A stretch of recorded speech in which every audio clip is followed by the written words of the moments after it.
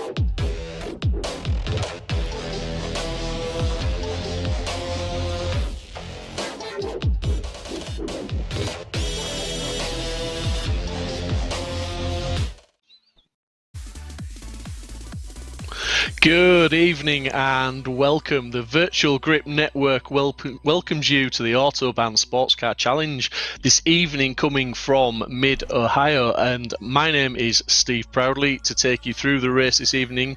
With me I am joined by the gent that is usually just behind the cameras. Tonight he's producing and commentating in front of the cameras, Mr. Mike Yao. Welcome, Mike. Hi there. Hope you're doing well. A little bit different for me. I never commentate, so this is going to be an interesting one, and welcome to everyone that's joining us over at the Virtual Grip Network. Yeah, it's going to be an interesting race this evening, Mike. The drivers are already qualifying at the moment. The AMs have completed qualifying, the pros have done theirs, and I think the prototypes are now just hitting the track. It's going to be really interesting. Last time out at Mosport, that Canadian track, it was a little bit chaotic to say the least. There was a few incidents and accidents, a little bit of mishaps, but some people showing some good points. The championship standings sort of opening up a little bit as we're moving in. This is round 4 this evening here at Mid-Ohio, and the circuit just 3.5 kilometres long, as you can see there. There's some certain track undulation that's going to catch a few of the drivers out. There's certainly, towards the back end of the track through the carousel. We've seen the cars in practice this evening before we've gone live, getting a little bit light there and losing some traction, and a few cars coming to grease. So it's certainly a bit of a technical track. I think there's a little bit more space this evening for the prototypes to maybe make their way through the GT cars. But off air, myself and Mike had a little bit of a wager. We think round about lap 3, where the cars are going to start coming across the back markers and having to fight their way through the traffic. Expecting somewhere between 40 and 50 cars on the grid this evening, so it's certainly going to be a busy one for us. But yeah, it's going to be fun tonight. Indeed it is. We're going to move across to the points. I'll let you go through the prototypes first. Yeah, so let's have a look at the prototype standings. Dan Neese doing a very good job, consistently scoring well with 74 points in P1. We've got Cunningham, who was involved in a few incidents last time out, but he's still scoring pretty well in P2 with 49 points. Billy Smith, P3 with 41. Williams in 4th with 40.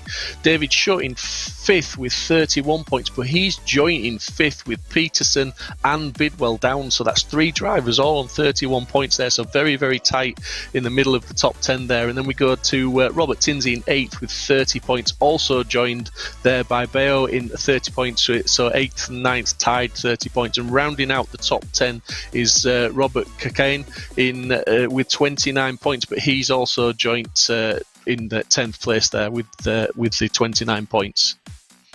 So we'll move across to the AM class.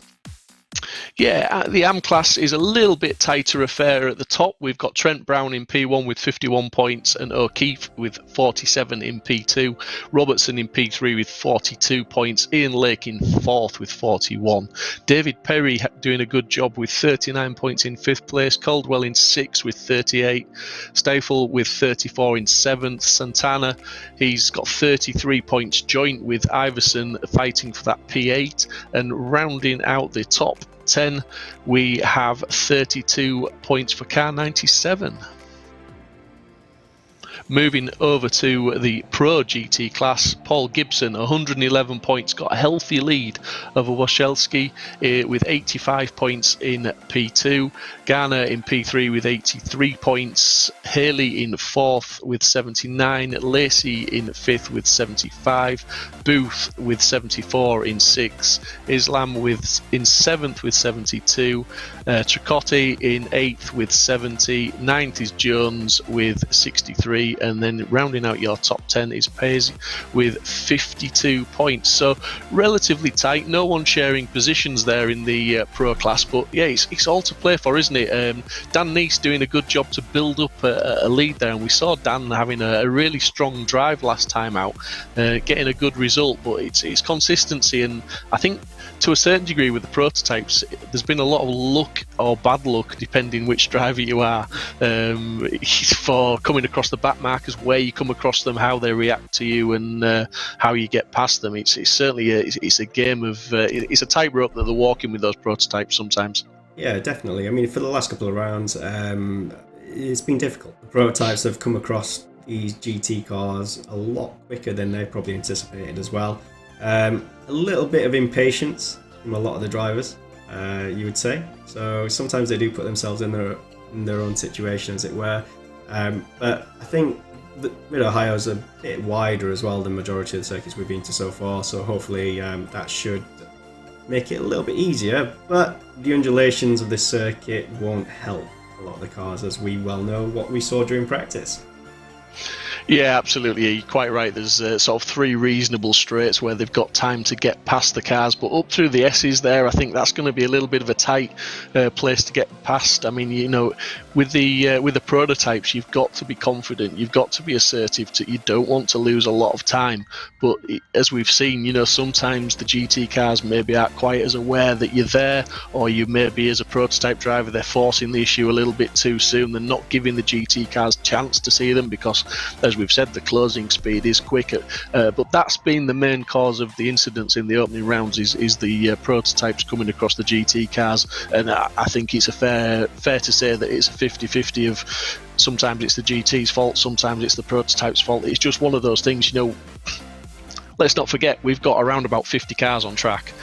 Some of these tracks we go to are relatively short, they're very tight, so that's a lot of cars, even if you're all in the same class to get around. But when you consider the speed differential, it can be very, very testing. But qualifying is well underway. I'm just wondering if we can cut across now and just see the prototypes on track and see what times they're setting and how they're getting on. Yeah, we'll just take a quick look just at the qualifying time so far. So the this is the AM class, I do apologise.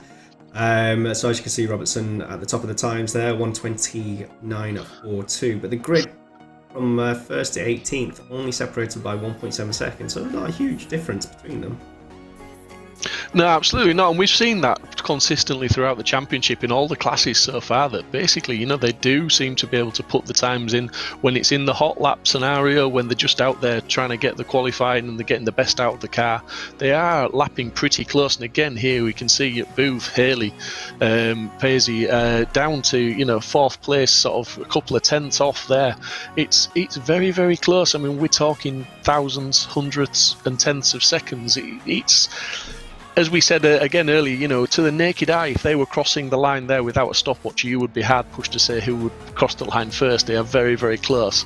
But here we go with the prototypes out there qualifying at the moment. Smith currently in that pole position time there. As we've just seen the prototypes there, look at that snatching away, just the undulation of the track, just lost it. I think he lost it a couple of corners ago, really, and he just couldn't get it back there, could he? Oh no, it just left him. The Rio just left him, and then it snatched again, and as he tried to catch it, the tyres just did not want to give him any purchase. But we're going to see that a lot, I suppose, especially around this section here, coming into the carousel and into turn 13. A lot of the cars are going to lose a lot of traction, but a lot of people are actually turning into that corner a lot earlier than what you just saw then from Carter. But Carter doing really well, currently 10th, or just over a 10th away from Smith at the moment. Billy Smith, yeah, absolutely. I mean, Cunningham is one of those, he's in P2 in the championship, so he needs to just keep scoring good points. He needs to really, if I was him, I'm going to make it sound like it's easy, but you would be aiming for a top 3 finish every round, and that's potentially a championship winning drive. Excuse me. But Dan Neese, who at the moment is down in P9, do not discount him. Last time out, he was as a punishment, he wasn't allowed to qualify from. He had a punishment from round 2, which saw him not allowed to qualify. So he started at the back. He started in P12 with the prototypes and went on to win. So don't discount anybody on this grid. But Cunningham just like I say, 10th off there. We're looking at Bidwell, who's in P5, 4/10 off at the moment. We've currently got just over 3 minutes left to go, so still plenty of time to put in a couple more laps and see what they can do. But Bidwell looking to push on now, and he's just coming around the back side of the track, I believe. There he's just going through turn 3, so he's going to be really powering on now up into turn 4 and 5 and up through the S's as we cut to Dan Neese now, who is up there at the top end of the track. He's going to come back round towards the carousel very soon, and if he can negotiate that bit, we'll see what sort of a time he gives as he goes through the carousel there. We'll just see the change of direction as they crest over here. Look at that, just losing it ever so slightly. You've just not got to be greedy with that throttle. You've got to keep everything balanced, keep the inputs light, keep everything measured and in control. Steering input, throttle input, just the right amount of pressure applied to try and get that car to keep the grip. You don't want those wheels spinning up too much, and you definitely don't want to be going sideways as Dan Neese improves into 8th, and something there tells me that not everything is right with that car, as he's literally stopped there and he's gone straight back to the pits. So we'll cut back to Bidwell, who's currently in P3. Did improve on his last time there. He's really he's pushing on, but that's not going to gain him any time. Turned in far too late there, completely missed the apex, and this lap I think will be a bit of a write-off for him. He's continuing to push, but Carter Cunningham in P2, just over a 10th off the provisional pole at the moment. Although I say provisional pole, we're literally a couple of minutes away from Smith turning that into an actual pole. But Cunningham's pushing. He's not really improving, I don't think, at this moment in time. But he's not going to give up. He's going to keep pushing. He's going to try and push on to the next lap and keep the momentum. As he's dropped down to P3 as Kabunu, he's up into P2 with a 1 minute 12.3. So he's just snatched that second place away there. The times are incredibly tight, and especially between second, third and fourth at the moment. As you can see on the left hand side there, we've got the prototype timings at the top of the tower at this moment. Dan Neese, you can see on that timing screen, is on an out lap, so he's coming back out for one final go. Maybe just gone in there, made some adjustments, and he's going to come out and try and put the flying lap in at the right time at the end of the session and see where he can get on that overall leaderboard. But we're looking at Cunningham now coming round to complete a lap to see if he can get that second place back, or in fact get up onto the provisional pole. He's really pushing on. He's keeping it fairly clean and tidy. It doesn't look too sketchy. Everything looks pretty well under control as he comes down now and he's crossed the line, and he's still in P3. Hasn't really improved. Smith has improved. He's gone that little bit quicker and he's stretched that gap out to what is effectively 2/10. So he's really stamped his authority on this qualifying session at this moment in time. And I think we've said before, Mike, again, chatting off air, it's quite important for these prototypes to probably try and get out to the sharp end and qualify on pole, because they're looking to make that break in the early sections of this race and try and get a little bit of a cushion before they do come across those GT cars. Yeah, definitely. They need to be out in front. The further up ahead they are, they'll approach the GT cars earlier, but at least they'll be bunched up. Will they go through as a train? Less likely, because we saw the incidents take place last time out. I just hope a few of them do bide their time, as they did learn previously about the GT cars. But you know what? After they're into their fourth round now, so hopefully they should know how the drivers react and in what way, when they've approached them in the past, what they've done before. So should make it interesting. Yeah, absolutely. And just while we're chatting there, Smith bailing into the pit lane, he's done enough in this session, he feels. Cunningham gets within a tenth of him again, and he gets that P2 back, so he's potentially going to start this race on the front rows. We're just looking at Tinsey in 7th place. He's half a second off, nearly 6/10 effectively. He's just coming round now, maybe going to improve slightly on this lap. He has got a faster sector in there, but he's not improved on the first 2 sectors. It's all coming down to this final bit now, as he's just using the maximum amount of track allowed there, and he's going to cross the line, and he does improve, and he's up to 6th place, so he'll be happy with that. And I think that's going to be pretty much qualifying over for him, and I think most of the guys now are pretty much completed quali. So great qualifying session there, and Smith done what he needs to do, and it's looking like he's got that pole position tonight with Cunningham in P2, as we're just watching him come round now, which he's just going to finish this lap and see if he can improve. It's not looking good for him on the sector times. They're all looking yellow there on the bottom of your screen, you could just see. So it's looking like he's bailed that one, and he's called it a day. Not bad at all. Everyone doing well. So I'm gonna wait for this to clock over. So we're going to be starting on the back straight of Ohio. So it will be very quick rolling start, sorry. Yeah, as we've seen in previous rounds, those that have joined us, first of all, I would just like to apologise for any mispronunciations of names. It is not my favourite job with some of the names that we have, but I will do my best, but apologies if I do get it wrong. But yeah, the rolling start, obviously the prototypes will take us away first, with the GT Pros following them closely behind, and the Pro-Ams after that. So we will try and bring you all 3 starts as we see them, but yeah, the prototypes will get the green light first, and those prototypes, when they get that green light, it will be Smith I'm sure he will be hammer to the pedal to the metal, and he will be hammering it down there to try and get some sort of a cushion before they come across the first of the GTs, when it like I said, myself and Mike predicting round about lap 3, maybe lap 4, but depends what happens on the opening lap for the GT cars, if anyone gets held up. But it's certainly going to be interesting. The guys will do a pit stop. They'll have a pit stop this evening. Usually, based on what we've seen in the previous rounds, around about halfway through, they will split the race literally in half. We've seen Dan Neese go a little bit long a couple of times trying to play the strategy game, and fuel saving may come into it this evening with a couple of areas where they can slipstream. Be interesting to see in the GT class with Booth and Haley and Pierce. You know, if those guys are going to try and play the waiting game, we will find out very quickly, because it does become very obvious who's attacking and who's just sitting in behind and following for the tow. But yeah, because it just taking on that little bit less fuel, Mike, in the pit stops, it can jump your position, can't it, once you come back out on track? Yeah, definitely. We saw it last time, and it's one of the reasons why Neese jumped up the grid so far last time, is because he went that little bit longer. Starting from the back, he had nothing to lose, did he?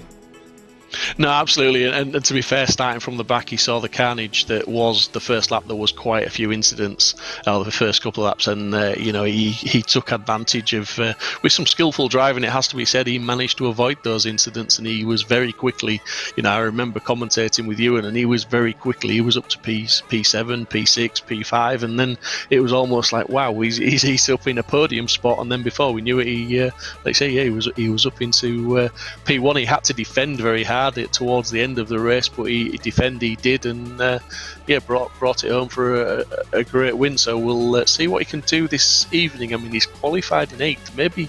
Maybe Dan just doesn't like qualifying, but he's one to watch during the race. But it'd be good to see what the guys can do, and I'm sure we're gonna get underway very, very soon. And as Mike said, it's going to be a short formation before they get the green light and get us underway for what is going to be 60 minutes of frantic racing. And I, for one, am very much looking forward to seeing what goes on with the prototypes, the GT Pros and the GTMs. They've given us some very, very good racing so far. Mid-Ohio, though, we haven't mentioned, Mike. I believe this is the first time these guys have visited this track in this championship, as it were. Yeah, it is. Yeah, they've never visited in all the seasons that they've actually been running, which makes it even more interesting because whoever takes the win in each of their respective classes will be the first winners at Ohio for the Autobahn Sportscar Challenge. So just waiting for the rest of the field to join. Hopefully they're just finalising their setups.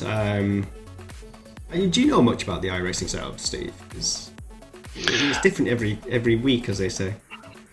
Yeah, no, to be fair, I don't. If I'm honest, I am learning as we go. A budding iRacing driver that I would like to be when I'm not commentating and driving. It is fast becoming one of my go-to sims, but it's not something I've delved very deep into as yet. But let's not forget as well, just going back to the championship, the guys who've qualified on pole in their respective classes have already got 1 point from this evening's event.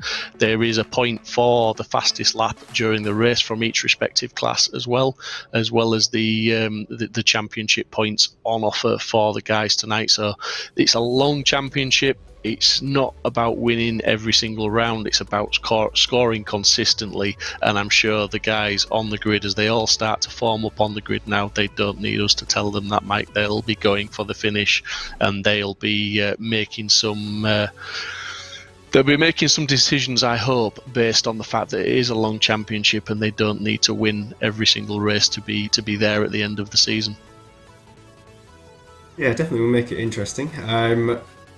So as we're waiting, we'll just flick across to the grid. I won't make you read the entirety of it out, Steve. But we see Billy Smith there with his pole position, with Cunningham in second. On the second row, we've got Luke Cabernou with Cameron Bidwell. In P5, we have Peterson and Tinsey in sixth. That's row 3. For row 4, in 7th, we've got Josh Wolfe and Dan Neese there in 8th. Then we've got Robert Kincaid and Kevin Binkley with Dominic, and that moved. We're just going to move quickly back to the start of the race. Ladies and gentlemen, welcome, and here we go.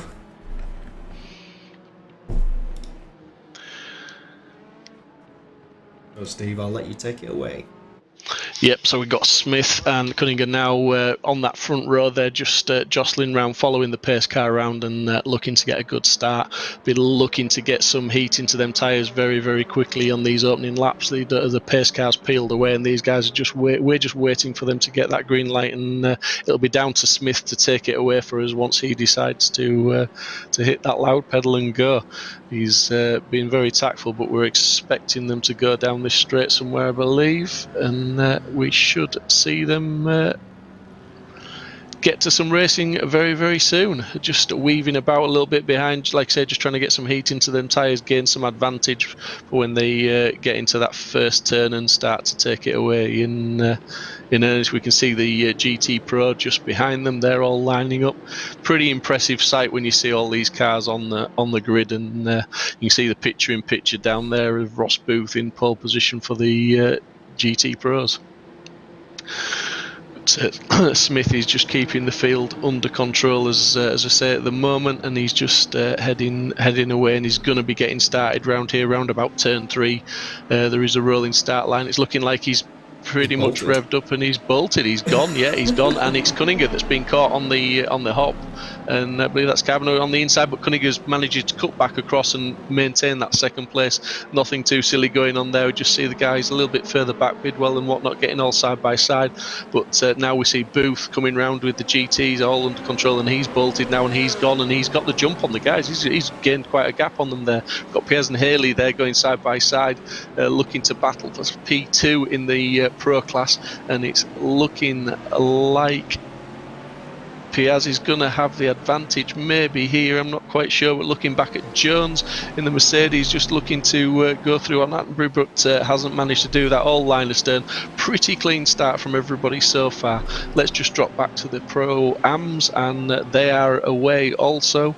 Robertson's managed to get a good clean start there, and he's managed to keep the lead, and again just got a little bit of a gap on the cars behind. We've got O'Keefe bringing up in P2, all very, very close. Nice line astern now as they all just settle into some race pace, all concentrating on getting some heat into those tyres and brakes and getting everything up to temperature before they start to make any serious moves, because things can be a bit fragile on the opening laps as the temps need to build, the tyre pressures need to adjust. As we just seen, that was Robertson just dating a bit too much of the dirty stuff, and the BMW wagging its tail in protest there. I was just seeing a little bit further back some side-by-side action. I think that's Brown, I'm not quite sure, but definitely two cars side-by-side there as we're just looking at Robertson, still taking away with this and looking pretty comfortable leading the Pro-Ams. Replay here, and this is Dan Neese. What's Dan Neese been up to is he's side-by-side there, and he's just losing out. Gets a little bit of a nudge from behind, to be fair to Dan. That's curtailed his move up the field, and that's he's not going to be happy with that one. Hopefully not too much damage, although that was a heavy impact for both cars there. Yeah, that wasn't quite a little hit, was it, Steve? That was quite a bit of a belt hitting the rear quarter and sending them off into a spin and into a barrier. So we'll see how Daniel Neese does. I mean, he came back from the back and he's having to do it again. Yeah, absolutely, and it's looking like Robertson under attack from Lake there. He's trying to get through, and more contact there. Slovenic in the 528. They're just off backwards. He got a helping hand there, but again, I think the undulation of the track just played a big part of that, sending him off and having to wait. This early stage in the race, it really hurts when you go off, because you've got to wait for the whole train to get past before you can rejoin. Just cutting back to another replay now. Who's this one? This is Caldwell. He run a little bit wide there, I think, and he had to just stay off the power, and he's lost about 3 or 4 positions just because of that mistake. So he'll be cursing there. That was an error of his own making, I think. So he just cut back to the live action, and we've got Robertson still out in lead, but he's got Lake just behind him, pushing and pressuring, and he's got O'Keefe behind Lake. I think the timing tower, I'm not sure if it's just a little bit out there, Mike. Yeah, I'll give it a quick reset, but just jumping back across, you got Williams currently attacking, or was attacking Donenberg.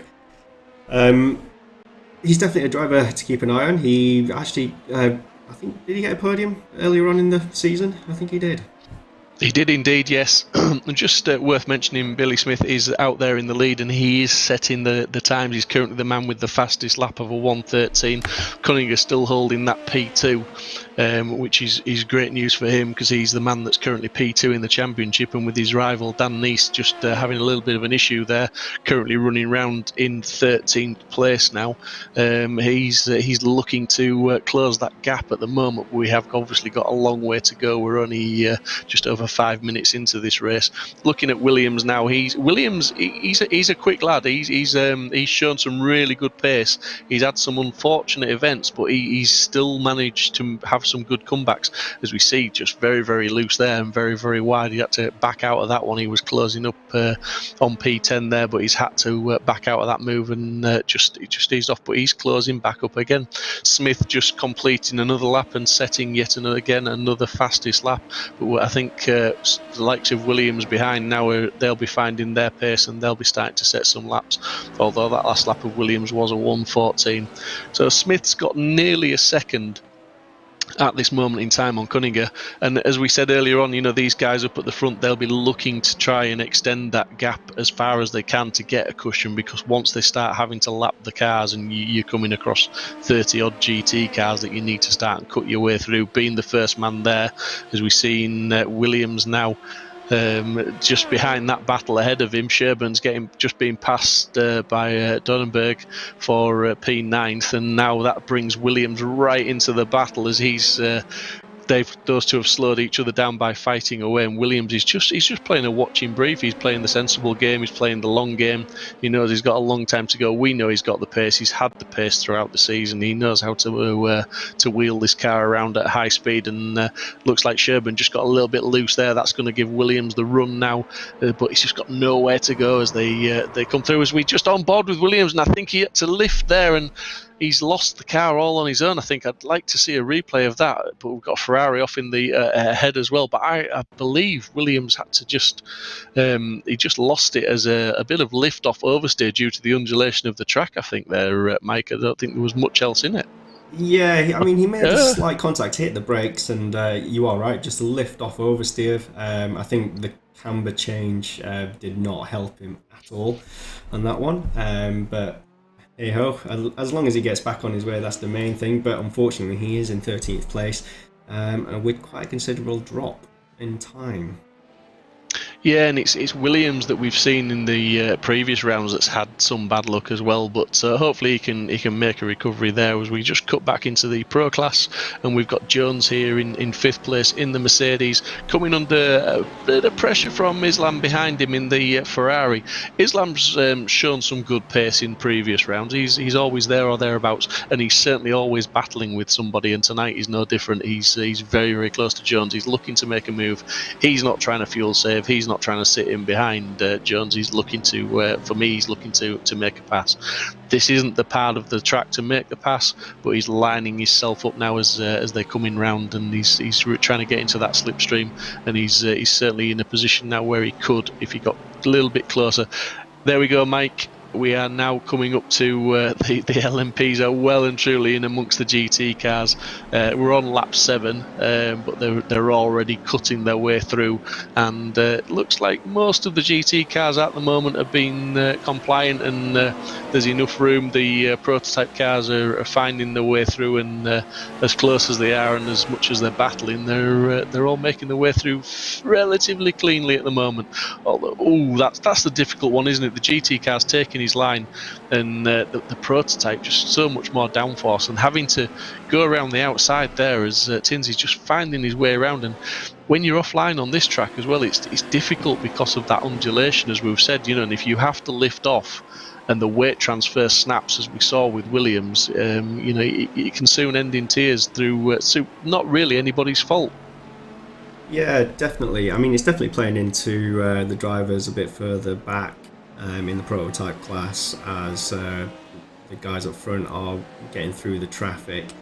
It's a little bit of luck though, as you pointed out, that is when you approach the cars, the GT should say, it's just about getting them at the right time. So as long as you're on the straights, as Billy Smith just making sure he's showing his nose and telling the guys to get out of the way. Just choosing the right moment, isn't it? Yeah, absolutely. I mean, obviously, if they manage to come across the cars anywhere between sort of turn 13 and turn 4, that is the place to get the overtakes done. You've got a couple of long straights, and it's not too bad. The rest of the circuit, as we're seeing, can be a little bit difficult up through the S's and round to through Thunder Valley and round to the carousel. It's all a little bit tight. As we just cut to another replay now, and Ghosh in the 222 car, that looks like a little bit of a love tap from the prototype, sent him a bit wide, got his wheels on the green stuff, and just no traction out there, and he's spun it. Is he going to get turned back around without any incident? Very, very close. Had to run himself into the wall there. A little bit of haste rather than control, it would seem. But back to the live action, and Cunningham, as I was saying earlier, it all comes across luck and sort of a little bit of judgment, but a lot of luck. The gap laps, Cunningham had got it down to 2/10 because of the traffic, no doubt. But then Cunningham has the same problems as Smith, and the gap's gone back out to almost a second. So the gap's yo-yoing. Cunningham doing a very good job to hang on to Smith. Carbonu in third place is 2 seconds further back, and Bidwell in fourth, another nearly 3 seconds back. So the top 3 or 4 prototypes are starting to fan out a little bit as we look at the Ferrari in P14. Yeah, not quite sure what's going on there, but I did correct that. I will double check that he's definitely not a prototype. So River's a new driver in the pro class, and he's not doing too badly. If I actually check where he is on my other tiring tower, and if by magic I've sorted it out, he's currently running in 6th place, which isn't bad on his first round. Absolutely not. No, I mean we've seen some tight battling in the GT class over the last few rounds, and it's certainly a very, very competitive class. And it's not to say, you know, the pro-ams, we see some of the pro-am guys mixing it with the pro guys as well, finishing as we've just seen some more of the prototypes cutting through there, lights flashing, making sure they're aware as they head into the braking zones, and just doing what they need to do, staying out wide, letting the prototypes come through. And it's just amazing to watch the speed differential between these cars, and it's just got to be so switched on, so alert, whether you're a prototype driver or a GT driver. They're all doing a fantastic job, and it's got maximum concentration. Tinsey in that 5th place, he's a good few seconds off the leaders now, and he's 1.4 seconds off Bidwell in 4th place. So he won't want that gap to extend out too far if he can help it, but he's got Peterson right behind him. More importantly, as we see another Ferrari parked on the grass there. But it's looking like Tinsey's going to come under some serious amounts of pressure very soon. We're going to see a replay now of Caldwell just running off onto the grass, having to get out of the power, and again just losing those positions because of it. Sorry about that. That was an earlier replay. Just going to watch the Lamborghini. Oh, whoa, bit of netcode there, unfortunately, but getting a clip from the prototype. Yeah, prototype trying to squeeze through on the inside, and as Mike points out, a little bit of netcode maybe there just caused a bit of contact, and the GT car came off worse, ended up off the track and on the grass. Cutting back to Tinsey in 4th place, definitely under pressure from Peterson behind, but he's managed to get himself a little bit of breathing room. So we saw them in the earlier part of this lap as Peterson was literally a couple of tenths behind, and looking to really close up. We've got Pears in 3rd place here. He's looking to put an attack on Haley in the Mercedes in P2 in the Pro class, and that's a lovely car, is that Audi. I love the way the Audi screams down the straight. It's real high rev limiter on that car, but looking really tight, nice tight line compared to the Mercedes ahead.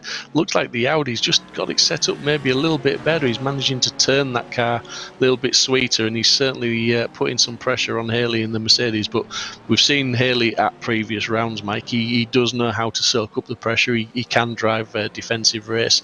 He can drive an attacking race. I think we've seen some good performances from him in previous rounds, and he's scoring pretty well in the championship, it has to be said. Yeah, definitely. It'll be interesting to see. He's definitely gone for a softer setup, hasn't he? To ride those curves a little bit nicer. I think the Audi being a lot shorter, it's probably just a little bit nimbler on this circuit. Yeah, indeed. I think we've missed a change for the lead as well, Mike. I'm not sure if you can get us a replay on that to see what's happened, but Cunningham is now in that 1st place. Smith half a second back in 2nd, so there's been a change for the lead. Interesting to see what's gone on there, whether it's traffic or whether Smith's made a mistake, or whether Cunningham's just found some extra pace, because he's also set the fastest lap of the race, sort of 3/4 of a second faster than anybody else. Ooh, they both made a mistake, but Arthur overtook off the circuit. He didn't get a slowdown. How odd. Yeah, it was an interesting one. Like you say, they both made a mistake. Carter came off best and managed to get that position, and he's kept the position, so obviously he feels it was fair. It'd be interesting, I suppose, if they were both off the circuit. How do you judge that one? Yeah, you see the snap from Billy. Let's just replay that once more from a different angle. Let's go from Let's go from the chopper afterwards and see if we can get that back up. If I can find it. I do apologise. So he certainly he didn't let him get away free. But let's just have a look at. Yeah, he just got a bit of snap there, didn't he? And I suppose Carter could say he was trying to avoid, but yeah, It's two wheels though. I don't know. Would you say he still had two wheels on the circuit? Just about, I would say. I mean, it's clean, isn't it? That if the stewards need to look at it, they'll look at it. But I think for me, he got the job done there. He did what he needed to do, and all fair. And Smith is now the man that needs to attack, and Cunningham needs to either just get his head down and try and drive. I would say drive his line. That's my favourite saying. You need to drive your line and just concentrate on where you're going, not where you've been. Don't look in your mirrors too much. But it's so difficult to drive your line with all these GT cars on track because you're literally tripping over them almost. So it's it's that word we've used a lot of times this evening. It's luck. As we're looking at Williams in 10th place, he's definitely a man making a recovery drive at the moment, and he's trying to get that P9, and it's looking like he's got a lovely onboard shot now, but he's just not quite close enough. He was almost alongside, but Donenberg just managed to fend him off, and it's looking like Williams has definitely got the pace for that P9, but he's just got to find the right place to get it. And has he got enough pace to get past? You've got to have such a lap differential to do it. Williams will be looking to try and force a mistake, I think, as we nearly saw a few corners ago, just to force that door open a little bit, just to give him half a chance. Because a driver like Williams does not need more than half a chance. He will take any opportunity he can get, because he needs to move up that leaderboard to get some more points. And here we have the battle for P5, and it's looking like that's Peterson defending. Yep, it's actually P6, unfortunately. Sorry, P6, yeah. Yeah, it's Bidwell on the back of him at the moment. He's caught up quite quickly as well. I was just watching the time, and I'm just going to go picture in picture, because it looks like we've got David Williams as well. Approaching the back end of the circuit. I don't think he can get the overtake done in this final sector. However, may be inevitable as he gets onto the straight. Look at the differentiating lines. Yeah, again, Williams looking to have a tighter setup in respect to having been able to get the car to turn. He's catching Durenberg through the twisty stuff. He seems to manage to get straight back on. As we see somebody off there, that's not sure who that was actually. I'm just waiting to see who's dropping down the leaderboard, because somebody has just cost themselves a few positions. But yeah, Williams is he's through, and he's passed, and he's got the job done there, as I was distracted trying to find out who'd gone off. But yeah, Williams gets the move done, and I think he's going to pull away, and that's a solid P8 for him. Cameron Bidwell just locks up the rears. I think he forgot to remove his brake bias from the rear. Yeah, absolutely, because I'm guessing these guys will probably be playing with the bias a little bit as they're driving, as the fuel load alters, and the car gets a bit lighter and a bit more flighty. The brake bias will make a difference, and we saw there the car just snapping and costing him positions and moving him well down the field. Let's cut back up to Williams and look at that. In fact, he's a second ahead already. Comes up behind a GT car at a very inopportune moment there, just right in the braking zone, but cleanly round the outside, turns to the inside, and he gets that job done, and he's moving on now. There's our race leader, Cunningham, currently in P1 with a 7/10 gap back to Smith, who lost that lead by just a little bit of a snap oversteer that he managed to catch, and really didn't look too much of an issue. But Cunningham really did pounce on his opportunity and didn't take any prisoners and took the lead. So he's doing a fantastic job, and as I said earlier, Cunningham currently in P2 in the championship. Dan Nice running around further back and not having the best of races, currently in P10. Cunningham's going to really capitalise on the points this evening if he can maintain what he's doing, as we're just over 20 minutes into the race. Dropping back to Lake in the AM class, currently in P4. This is a bit of a battle for the final step on the podium, as we've got Brown ahead in the Lamborghini, we've got Lake in fourth in the Lambo, and we've got a Mercedes prowling in fifth place, looking to to potentially get 2 places and try and get on that podium. This is the point in the race where the gaps are where they are, Mike. This is where I think that the drivers will start to think about maybe tactics and a little bit of fuel saving if they can, because a few laps in the slipstream can save you a good few litres of fuel and a good amount of fuel, and can save those valuable tenths of a second in the pit stops.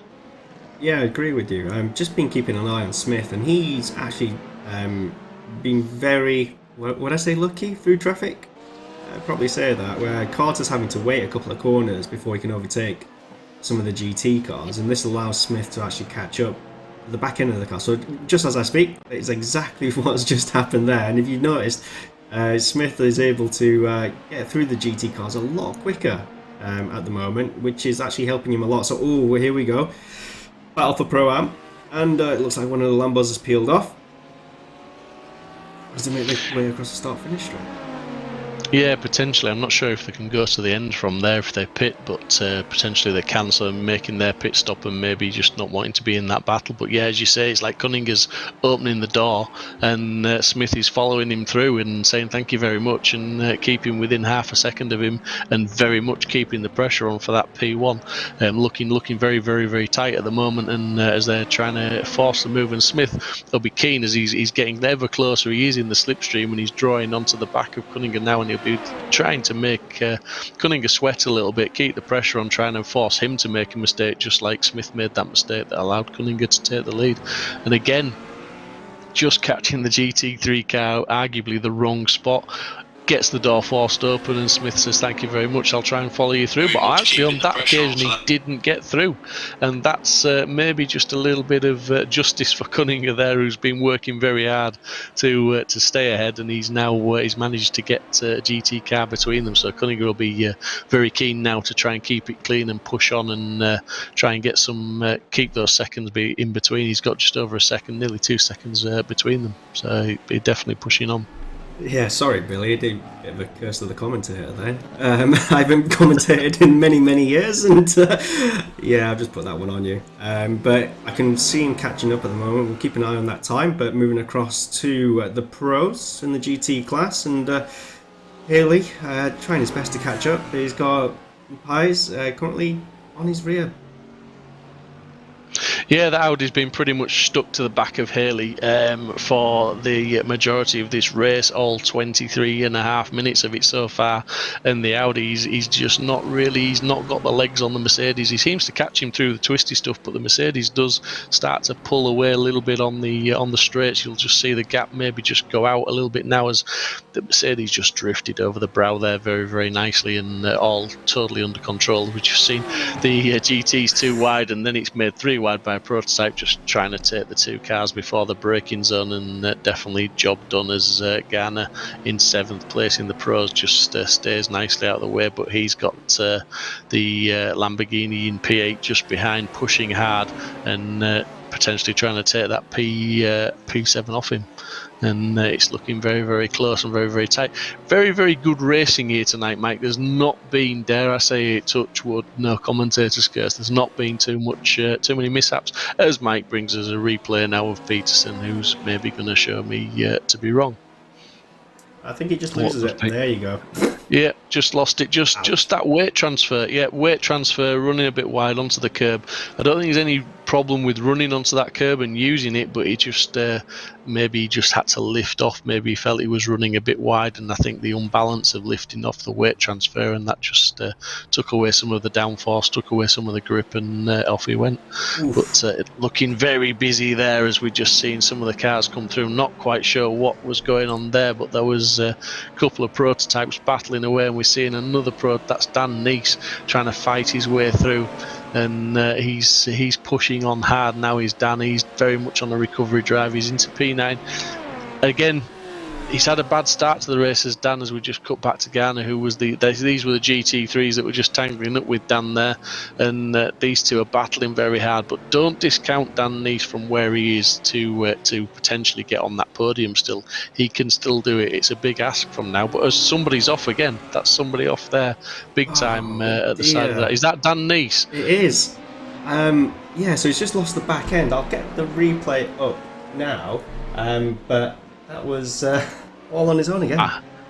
I'm going to stop talking about Dan Neese. I keep praising him, and then he keeps making these mistakes. And I think that these mistakes are obviously creeping in from the fact that he's pushing hard, he's wanting to score points, and he's just pushing that a little bit too hard, and he's pushing beyond the ability of the car, and just losing traction. And nothing big, but just all the same, it's off track.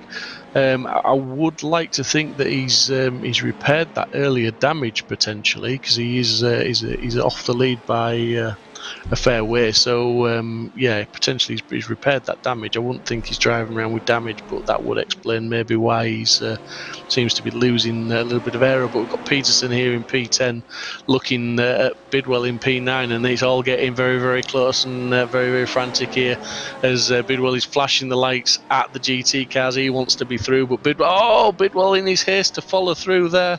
That's Peterson in his haste to follow through there. He's off the track and just made contact with one of the GT cars, and that's where that story ends. Yeah, a little bit naughty, unfortunately.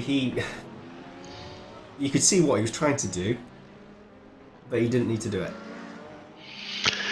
Yeah, he was trying to stay on the back, wasn't he? Obviously, of the car in front. The door had been opened, and he was trying to get through there. But the GT car also had to get round that corner as well, and he got a bit of a tap for his troubles, and it took both of them off the track, unfortunately.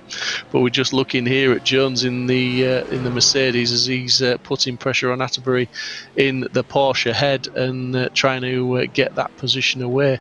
Porsche's doing pretty well around here. We've got Booth in the Pro Class leading in a Porsche at the moment, and we've got Atterbury there in 4th place in the Porsche. They're on board with Peterson here. Let's just see it from an on-board shot and see what goes on. It's very, very close. He just...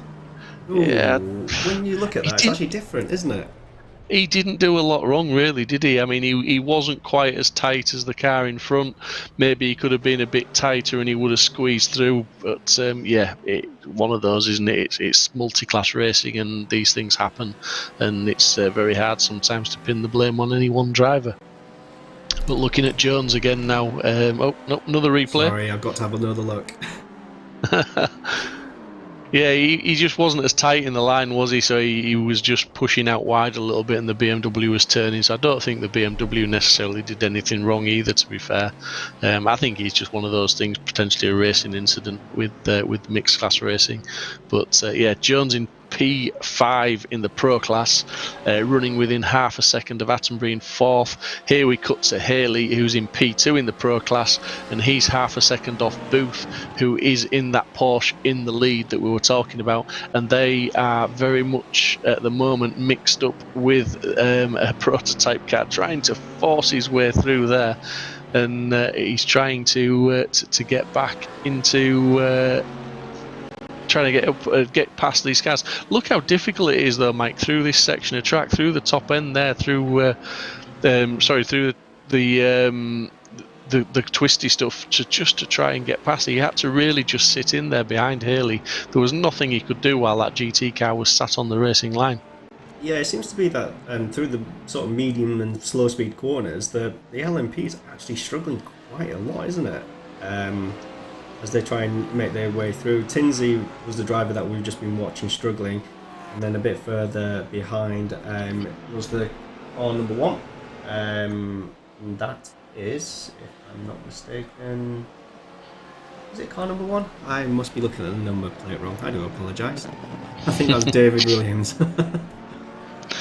Yeah, I mean, we're coming up to the halfway point of the race now. The clock is just about to and does hit 30 minutes, so I expect to see a few more guys hitting pit lane and taking the fuel on to get to the end of the race now.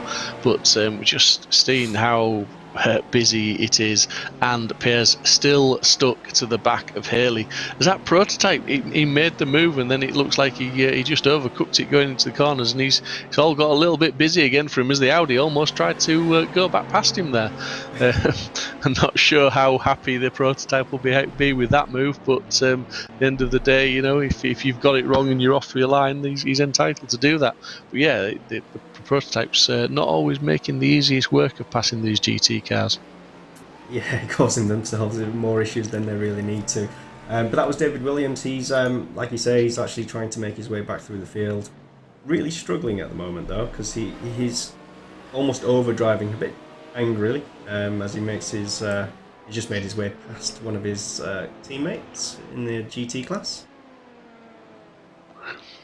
Yeah, hopefully a little bit more compliant than the other passes he had to make, as we're cutting back to this battle here. We're very, very close for this is Jones and Reaver on Atterbury. It's all quite tight in the midfield here, as we've got a battle with a Mercedes, Porsche, and an Audi, a Porsche, and a Mercedes.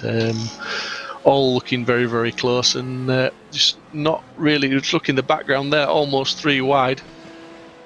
Just watching Islam being absolutely hounded. Is that one of his teammates? It is. It is. It is, yeah. Yep. I actually thought it was someone else then. Islam staying out of the way also of the next prototype through, so he's doing his duty, as it were, and keeping it clean. But Islam currently running around in P9 in the Pro class. Not under too much pressure himself, although he's only got a gap of a second back to P10, so he can't relax too much. Talking of relaxing, talking of battling, Pierre will be absolutely sick of looking at the back of that Mercedes. He'll know it so well, but at the moment he just can't get close enough to get past. Maybe it's time for a pit stop strategy. Maybe it's time for an undercut, overcut. I'm not sure how well it'd work on this track and in this type of race. But Pez, he's doing what he can do. He's keeping pressure on Haley, but Haley's absorbing it. Haley's driving really, really well, and they are actually only a second and a half off Booth, who's in the lead of the Pro class. So they're not far away. So Pez doesn't want to do anything too silly to risk, as the prototype there just cuts between the two of them and makes it look so easy and clean as he moves away up the field. And look at that, Bez closes right up in the braking zone, getting to the twisty stuff. As I said earlier on, he seems to be able to close him up in the braking zones, hold onto the back of him through the twisties, but then the Mercedes seems to be able to pull away when you get on the straights. But side by side there, as Steffel in the Porsche is passed by a that's not Brown, is it, in the Lamborghini? It's been passed by a Lamborghini, but the relative looks a little bit wrong there. Yeah, it's a little bit back to front at the moment. Need to find out what's going on there. I think we're saying 10th and 11th, which can't be true. So we'll take a look back very shortly, but we'll go back to the Christopher and Haley battle. Yeah, this is the battle of the race for me so far. I mean, these two have been pretty much locked, and just that's how you do that. The Audi just hasn't got the legs, has it? It seems to have the handling, it's got the grip through the corners. He can close right up onto the back of Haley, but as soon as they hit the straight, even in the slipstream, he just can't get close enough to maybe put a dive on him. Maybe he's playing that game, maybe he's not wanting to put too much of a dive, because unlike earlier when we saw him dropping out of the slipstream to try and put some pressure on Haley and sort of make him look like he was going to make a move on him and unnerve him a little bit, now he's very much staying in the slipstream. He's staying behind that car. He's pushing, but he's not pushing so hard that he's looking to make a pass at the moment. So maybe he's just easing it round at the minute, and dare I say it, taking it a little bit easier and saving a little bit of fuel. Not quite sure, but we will see. That the pit stop will not lie, and maybe that second place is very much under threat, as Haley just a little bit wide there, just drifted through that corner, and that was give Piazzi a chance. But Billy Smith just went off the circuit. He's lost 3.5 seconds, if not more. Actually, more than that, 4 seconds. As he dipped a wheel onto the grass. I'll get a replay in just a moment. Yeah, it's going to cost Smith big. Is that as yeah, just like you say, it's just all about overtaking that GT car again, wasn't it? And he was off the racing line, and he sort of dipped off the throttle, and the car was understeering as he went off onto the grass. No grip out there, and literally lost the position. Cut back to sorry, not lost the position, lost the time. Just cut back to Perez in the Audi in P3 in the Pro class. He's just sat there. He's just for me, I think he's got more pace than he's showing at this moment in time. Whether he's got enough pace to force the issue and get past Haley ahead, we know how good Haley is at defending and soaking up the pressure. But is Piaz just maybe trying to save that little bit of fuel now so that he has to make a slightly shorter stop? As the prototypes again, the number 12 there just squeezing on by and not making it look easy. He had to wait a few corners to get that job done, but he showed a little bit of patience and a lot of control there to just wait until he could do it cleanly and safely. But yeah, the Audi really throwing it through the corners there and just showing some decent grip and just not really getting in anybody's way, not letting that Mercedes get away from him. He's hanging onto the back and he's doing a fantastic job. This is going to be one to watch right down to the end, and it's going to be one to watch in the pit stops as well, I believe.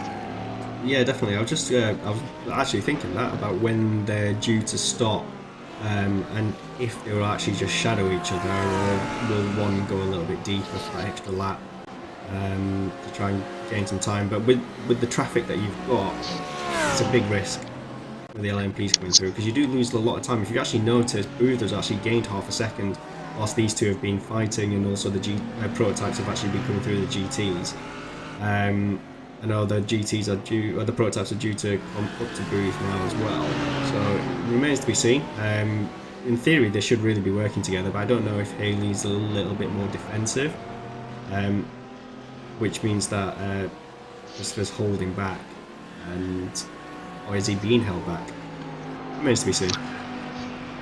Yeah, I think Christopher in P he's in P3 there. I think he's withholding. I don't think Haley's, in my opinion, I don't think Haley's defending too much. I think he knows that they're trying to almost trying to work together, because they don't want that gap to grow out to Booth in P1. They're just trying to work together now. But yeah, they having to get offline as we see there. Pierre's actually proven us wrong there and really offline and showing his nose to Haley and saying, come on, let's get the job done. But we've got some more prototype cars now, putting them under pressure and just looking to squeeze by them, which should be relatively easy down here. There's yeah, a little bit of frustration might be coming from that prototype in the background there, because it's really nowhere to go there, and as the Audi swerved across the track to resume the racing line.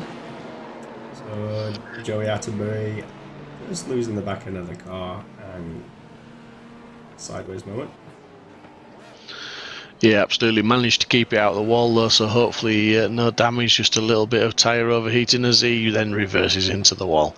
So okay, fair play. He wasn't happy with the way the back end of the car was shaped and thought he'd rearrange it, but that's not going to do his downforce any good, and we might just see him off into the grass and sand gravel traps a few more times. But looking at Reese now, he's off track as well, and that's cost him. And not only is he off track, he's managed to turn it around, and hopefully he'll get a safe rejoin. But he's reversing across the track there, and yeah, gets right off the track, out the way, and they'll look for a safe rejoin.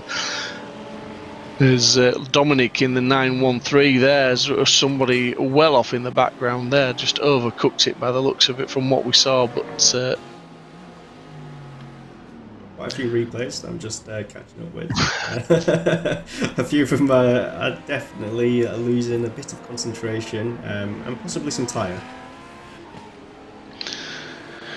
yeah, I think there's a concentration issue, and like you say, everything though is so busy out here this evening, as it always is with these races. We go back to the live action now, but yeah, it's difficult, isn't it? As looking like Haley's dropped pairs in P3 there a little bit, but let's just go back up to Binkley in P6 looking for P5 and really putting some pressure on there, and looking like he's wanting to make a move here, and he's very, very tight in the GT cars. This is where they can actually play into it, as we see our race leader is now in pit lane as well, so that'll be one to watch. But he's got a healthy gap at the moment, but so he should be able, barring any errors and issues, he'll get into the pits and get back out into the lead, I think. Yeah, I agree with you. Just gonna have a look at their hit times, just to see. Well, I did have it up before. Sorry about this. There we go. It's my magic. So the guys are been in so far 18 seconds. A bit curious about how long they've been in there, but my system's not updating, so I do apologise. Yeah, it's looking like at the moment we'll get everything updated, but Cunningham's dropped down to P3 at the moment, but I'm sure the guys ahead of him were definitely Williams and Cameron have got to make their stops. So he's still ahead of Smith, who's 4 seconds further back. So in real times, when everyone's completed the pit stops, I think we'll see Cunningham safely back into the lead and ahead of Smith, who's, like we say, 4 seconds back. And looking pretty solid in fourth place at the moment, which I think will turn into P2. Here's Haley, though. He's managed to get a gap back to the Audi, managed to break the chase, and he's closed up on Booth as well. So he's closed that gap down now that he's not under as much pressure. And Piaz in P3 in the Audi's gone into pit lane, so interesting to watch that one and see what happens regarding him and Haley, to see whether he does need to take less fuel or he can have a shorter stop, whatever. But there's Cunningham back into P1 as predicted, with that healthy gap of just under 4 seconds now back to Smith. So Smith's is lapping relatively quickly, although 114, I mean, we've seen 112s with these, but obviously they'll be pretty heavy with fuel at this moment in time. They'll get back down to the 112s, I think, towards the end of the stint, with sort of you've got 42 minutes of the race gone, so not too much longer, just over a quarter of an hour left of this race. Things are starting to shake out. Dan Neese currently in fourth place. I believe he'll have to maybe make a pit stop for some fuel, but just depends how many times Dan's been in the pits for some of the issues he's had, the off tracks and things. Just depends, it might just be a splash and dash for fuel. We might see Dan Neese jump up the leaderboard a little bit, but I'm pretty sure he'll definitely have to go into the pits again, as he's just lost a position there to Caberno. Yeah, I was just looking at lap times, and the pit lane time, total time, Otto's actually over 2.5 seconds slower than Billy, so that's why Billy's made up so much time from previous. So now he's only 1.8 seconds behind. Carter's now got something to think about. Yeah, absolutely. P3 in the pits now as well. Binkley going in to make his pit stop, so this will start to reflect on how the field's shaking out now before the end of the race. Here's Williams in P7. He's making his way around some of the GT cars, with Tinsey following relatively close behind, but not close enough to be of a worry to Williams. And Williams goes past Binkley, who's in the pits, so Williams up to P4 at the moment. Good drive from him. Here's our pro leader, Booth, making a good job of this race. He's got the gap back out to Haley again, so he's had a good run on the last couple of laps, but he's got the back gap was 1.6 seconds. He's got it back out to 2.8, so he's really found some pace there, and his last lap was sort of a good 0.6 faster than Haley's. Yeah, so Booth, it's his to lose, as it were. He's just got to pace himself now, just concentrate on his race, as you mentioned before. Just going to cut across to the AM class, and you've got O'Keefe doing really well. I mean, look at that lead, almost 29 seconds. Yeah, that's an amazing gap. I mean, has he pitted? I'm not quite sure. He's done what he needs to do? No, he hasn't. So that's obviously going to change a little bit when he pits then, to see what goes on. But he's in the pit lane now, and there we go. Right on cue, almost like we asked him to do it. He's going to go in there, and we'll see where this all shakes out. But Booth looking good, and the gap. What's happened there? The gap out to 7 seconds. Haley into P3.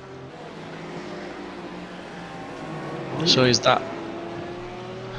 Something's gone awry there. Jones in P2. I'm guessing Jones is he's not pitted, so he's maybe going to have to make a pit stop and get things right. But yeah. Bradley Haley actually went off track. We're just going to keep an eye on this now. Alan Pete. Oh no. Took a side check there and came back on track slowly, carefully, and loses a position because of it. Yeah, that's gutting to see for Haley, who was driving a really, really strong race, soaked up lots and lots of pressure, but then Booth, the pro leader, into the pits now. But yeah, Haley was very, very unlucky there. That was pretty unfair, and not the way you want to see someone lose positions, if ever you do. But looking back at Rosberg in P6 in the Pro-Ams in the blue Mercedes there, under all sorts of pressure from the Lamborghini. Side by side, this is going to be interesting test of the wheel, but the Lambo's definitely got the brakes there and gets the position, but there's no chance of a cut back. It looks like the Lamborghini's got that job sewn up and keeps things right and keeps it tight, and job done. The 113 Mercedes in 6 in the Pro-Ams, just doing what he needs to do, keeping it clean and staying out of trouble, staying out of the way. Yeah, this is a close battle. I think we always have seen a lot from the AM class fighting amongst each other in this mid-pack. So it'd be interesting how far this goes and if anyone makes a mistake.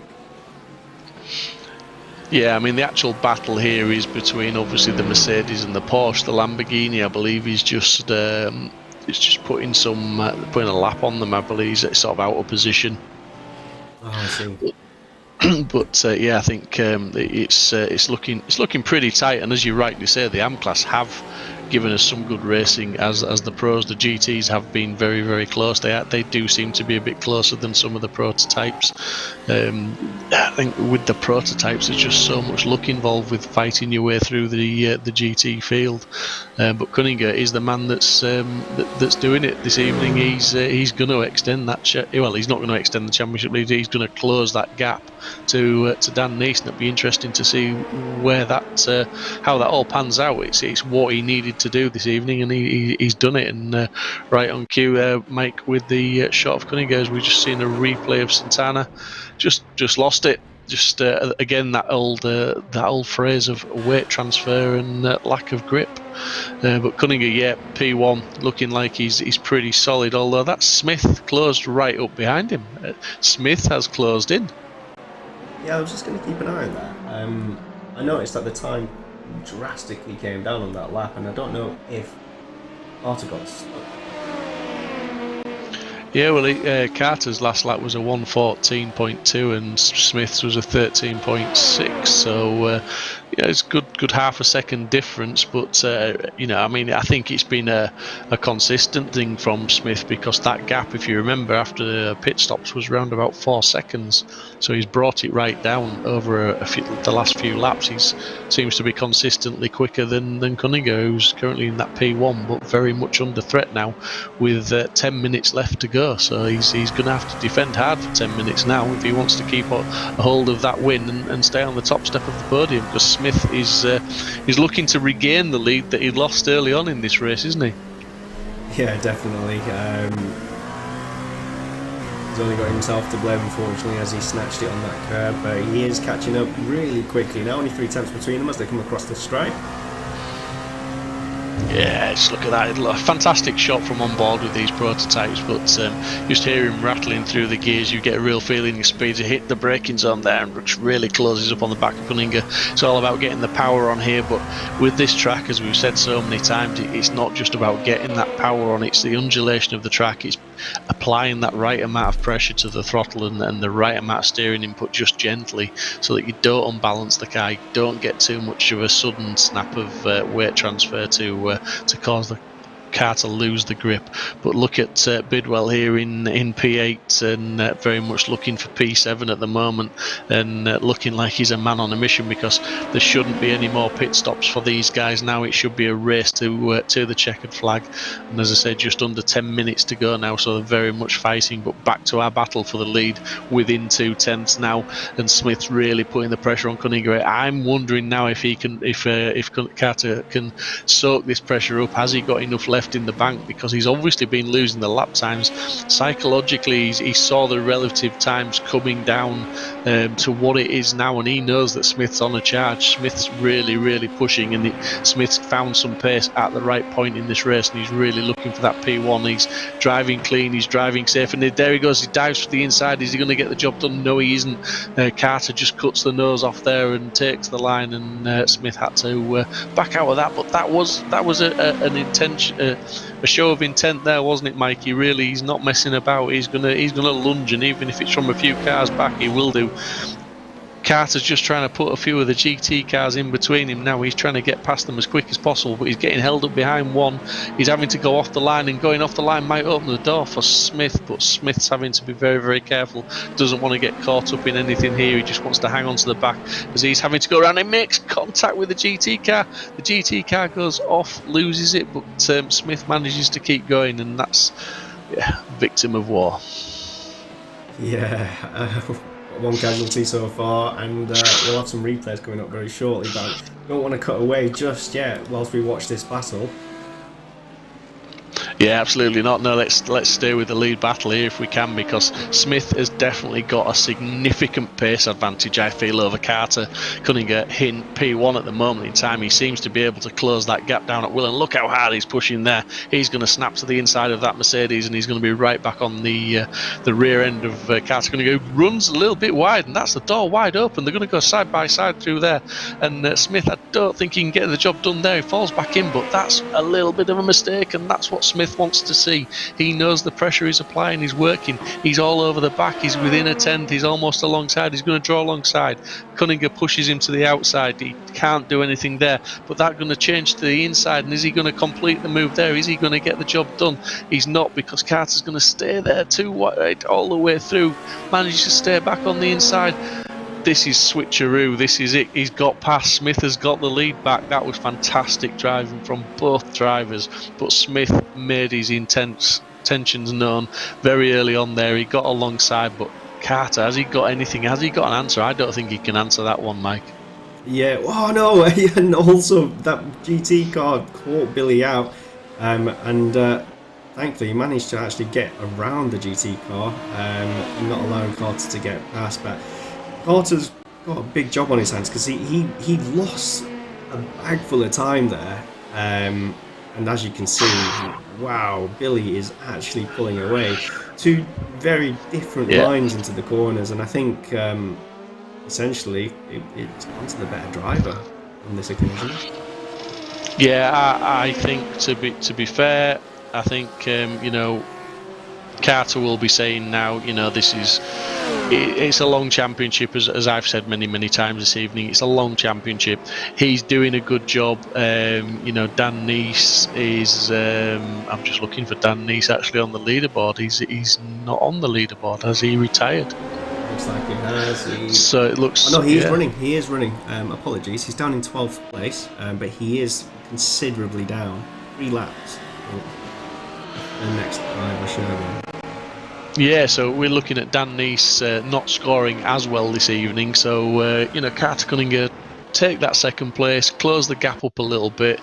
It's what you need to do. As we're looking at Dominic now in the 913 again, he's just running off the track there, just a little bit too ambitious, and ambition over ability, and certainly ambition over track grip and onto the grass. Here is Dan Neese, a little bit of a replay. He's having a nightmare, isn't he, Mike? He's spending more time correcting and catching that car than he is actually racing it this evening, and I'm sure this will be one to forget. I'm wondering. That's the Eric in the 74. Ferrari just losing it there and onto the grass, and no purchase for the tyres out there on the grass. As another replay of Robert Tinsey here again. same sort of place as Dan Neese. They're all using, it's the same corners, they're all sort of going off. Side-by-side contact there from Williams. Williams, another one that's not had the best race, currently running round in P3. But was that a move from Tinsey? Was that them two battling?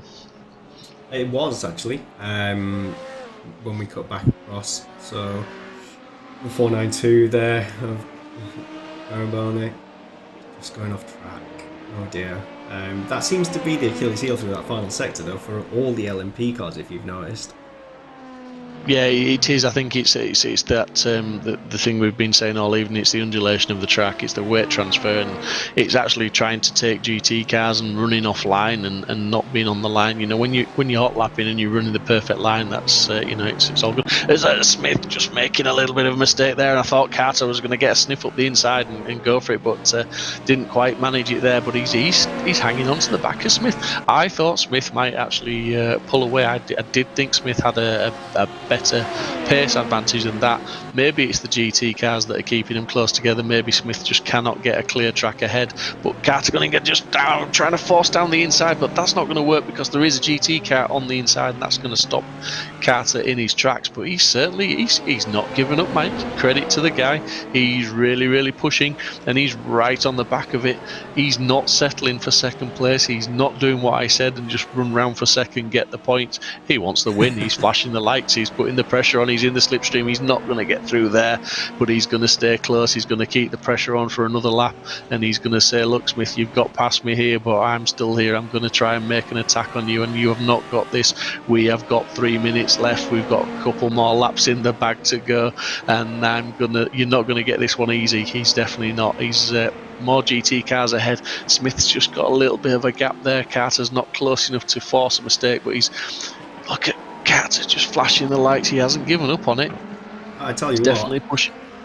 Sorry to jump in there, but I'll have to retract my comment about the better driver at the moment, because Carter's absolutely my words back down my throat, as it were, just because he's actually, like you say, sticking to the back of Billy at the moment, and Billy is trying everything to ditch him, and Billy was the slightly quicker driver, but Definitely. It's definitely the other way around, and I think being able to slipstream and also the GT cars helping with traffic, this battle is becoming more and more intense, as Ryan Seneca has just mentioned in YouTube.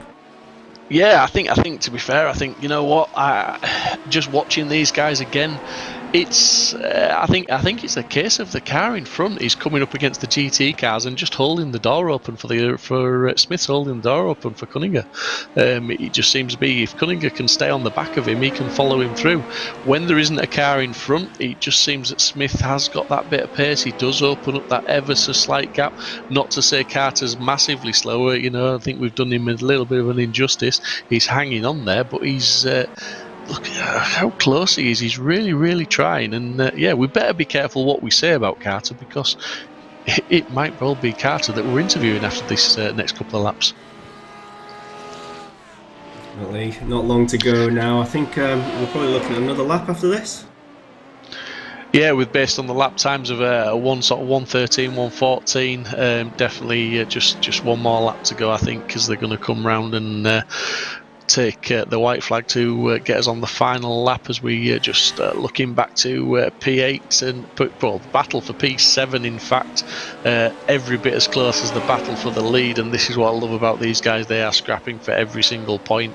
No one's settling for a position. They all want to get a few more points, and it's looking like Bidwell's just managed to get a gap, and yeah, he's not going to get a GT car in front though, because Durenberg's managed to get back down the inside, and he's got past that one, and he's got a better line through the next corner as well, trying to give him a bit of a run. But look at that, Smith putting his fastest lap in with a 1:12.53, literally on the penultimate lap of the race. So he's definitely got some pace, as that boy. Yeah, definitely. Unfortunately, they were caught out by a GT car. So, I say Arthur was caught out by a GT car. So Billy was able to take off and move across to finish off this lap. Yeah, Billy Smith now just going to come round for the final time now, as he comes up through the S's, and yeah, like you say, he's got a bit of a gap now back to Carter, who's absolutely, that was a phenomenal fight from Carter. To lose that lead and then just try and, battle back. But Smith ultimately, as they're coming through now the carousel for one more time, just keep it nice and tight through there. Got couple of GT cars that hopefully won't play any part in this battle, as Smith is coming round now. Just to take the checkered flag. He's going to come around the final corner any moment now, and I think there'll be a few drivers glad to finish this race tonight, Mike, as Smith does win, takes the checkered flag. Fantastic drive from him. Carter's going to get in P2. Williams is somewhere back, but he's going to hopefully take P3. It looks like he's got that one in the bag. He's got a bit of a gap back to Tinsey in fourth place. Robertson has finished across the line in the AM class to take P2, and Lake in P3. And all looking really good, and looking like Smith taking at top points, Cunningham taking 3, Williams has crossed the line for 3rd, Tinsey crossed the line for 4th. Just waiting for Booth to come round now and take the checkered flag, as he does. There we go. Pez takes 2nd place, so the Audi manages to take that 2nd place. Battle for 3rd. But battle for 3rd with Haley and Jones. Haley what happened there? Haley almost had that 3rd place, but seemed to just decide to give it up. Need to watch that replay again. Apologies, I've just clicked on the wrong button. There we go. Let's watch that again. Did he pull off? Yeah, he did. I think he's given a position back. Maybe there was something untoward earlier on in the race, but yeah, that definitely looked like I'll give you that position back before the checkered flag, as it were. So sportsmanship from Haley for whatever reason we don't know, but great driving. I mean, some of the drivers there, look at that. There's Haley sliding off the track.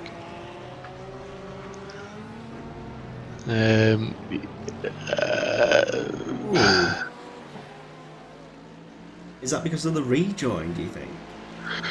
Yeah, maybe, but difficult one really. I mean, that's very sporting of Haley if that's why he's done it. It wasn't the worst rejoin you've ever seen in the world, but looks like it, doesn't it? Wow. So well done to Haley for that, but maybe he's a better man than me, but I'm not sure I would have done that in his position. I'd think I'd have taken the position. But great ride. There's a confirmation of the results there from the prototypes this evening, with Billy Smith taking the win from Carter Cunningham. Absolutely awesome battle from them two, and hats off to Carter. He took the lead with an opportunistic move when Billy Smith got a bit of a snap oversteer, but Billy Smith came back and seemed to have a massive pace advantage over Carter. But when he got past myself and you, Mike, we both thought that Smith would pull away, but Carter did not let him go, did he? No, definitely not. That was a great battle between them two. It actually fundamentally come down to traffic a little bit as well.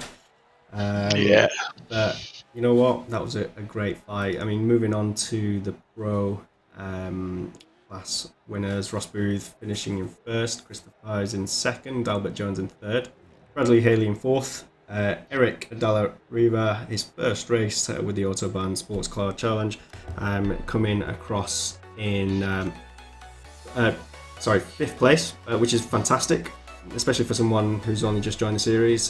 Joey Atterbury in 6th, Nikhil Hopper in 7th, Paul Slavinik in 8th, Brody Garner 9th, Mark Fedorowski in 10th, Mo Islam in 11th, Jimbo in 12th, and Jordan in 13th place. Move across to the AMs. And given up Keith, had it his own way. Finishing a lap ahead. Yeah, absolutely. I mean, he's a lap ahead, and we've got Robertson in 2nd, with Lake in 3rd, Brown in 4th, Stifle in 5th, Sheldon in 6th, Eric Thomas in 7th, Santana in 8th, Parry in 9th, and rounding out the top 10 there, Iverson. I mean, like you say, pretty much had it his own way, did O'Keefe there, and a full lap ahead. That just goes to show the calibre of O'Keefe, and somebody that's probably going to be knocking on the door of pros in future seasons. Definitely. It looks like we're going to have, apologies, I'm just trying to get a replay up here at the moment. Whilst I'm waiting for that, there we go. As if by magic, we'll sort that out. But it looks like we've got Carter ready in the interview room. So, Steve, I'll let you have a quick chat with him. Yep, great stuff. Good evening, Carter. Just have to say, buddy, watched that race obviously intently there. Absolutely awesome drive from yourself. Some great attacking, some great defending. How was it from your point of view? Oh, Steve, I'm still sweating. Let's just put it that way. That was honestly crazy. It was really nice to, being able to do. I threw in Mid-Ohio in the schedule. It's the first time Autobahn's ever been to Mid-Ohio. And I honestly just feel like, it's one of those tracks that kind of gets left out in the dust, really, when it comes to, racing. I think this honestly provides some of the best racing in the service. And yeah, I think it just proved today. Really, I guess out there, traffic was traffic. I've stayed it multiple times before. It's tough. It really is grueling, and it takes a lot. And just finishing second by a second and a half again. I think this is the second time this season I've done that. It sucks, but it's little things here or there. I gotta congratulate Billy. That was one heck of a race. It was just, for the most part, that at least that last half, it was just constant battling. I was thankful to pull away just a little bit there at the beginning. Really, it just came down to luck of the traffic there, and I guess I just lost out tonight. Yeah, you took an opportunity early on in the race to gain the lead when Billy seemed to have a bit of oversteer and the car snapped on him. You managed to take your opportunity and get the race lead, and you looked relatively comfortable right up till the pit stop. You came out of the pits with around about a 4-second gap, I believe, if I remember rightly.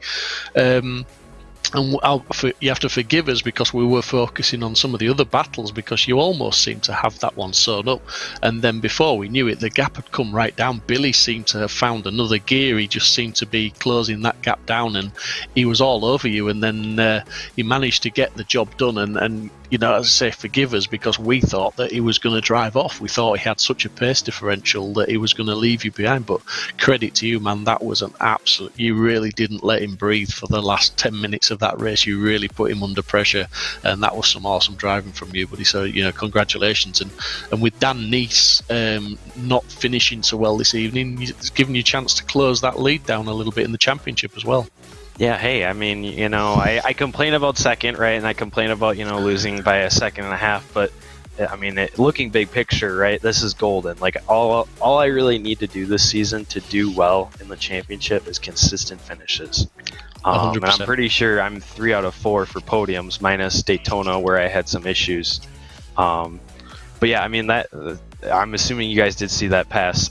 Completely unintentional. It was just one of the most awkward situations I've been in, and I pulled that straight out of NASCAR. A little pass in the grass. I was upset because I got rid of my 0x, but at the same time I was happy because I finally got the lead. I was like, okay, give or take here. So if you get a chance to watch the stream back, you'll see that pass 3 or 4 times, because we did replay it a few times just to see how far on the grass you were, to see whether it was a legal move or not. But yeah, it was all good. It was like you say, it's opportunistic, but that's racing. That's what you've got to be ready to take those opportunities. So congratulations on your result this evening.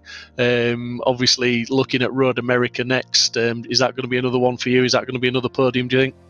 I definitely can hope so. Road America is my home track. It's just an hour down the road from me. I geek out about Road America all the time when it comes to any series on iRacing. And I always am very hopeful, but for some reason in Autobahn, I seem to not have the best of luck when it comes to Road America. So, hopefully 90-minute race is going to be long enough where if I do have an issue here or there, I'll be able to make it back up and, going away from these tight and twisty tracks we've had these past 3 weeks, I think it'll be nice for everyone to kind of go to a bigger, open, and just a faster track. So should be interesting. But yeah, like you said, my goal is I just gotta keep the consistency up for the rest of the season. That's the main goal. The wins will come. I'm hoping to get in here for a win. But podiums I can't complain about. Yeah, well, you've just added another fan to your fan club. I'm looking forward to seeing you out there at Road America, buddy. I will definitely be there. I'll be commentating, I'll be watching, and I'll be keeping a very close eye on you. So good luck for that one. Great drive tonight, and thank you very much. Thank you, Steve. I appreciate it.